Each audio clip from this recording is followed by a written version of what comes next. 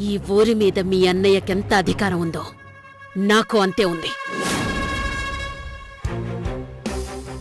కానీ జనం మొత్తం మీ అన్నయ్యని దేవుడిలా అభిమానిస్తూ నన్ను దెయ్యంలా చూసినా భరించాను. ఎందుకంటే నా మీద కోపం ఉన్నా నా ముందు గౌరవం చూపించేవాళ్ళు.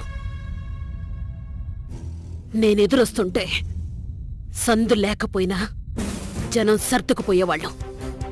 అలాంటిది ఈరోజు ఆ సుభద్ర వల్ల అందరి ముందు చులకనైపోయాను. నా ముందు తల కూడా ఎత్తలేని వాళ్ళు ఈరోజు ఏకంగా కాలరెగరేస్తున్నారు. ఇదంతా కేవలం మీ అక్క వల్ల, అందరిలో నన్ను అవమానించటం వల్ల.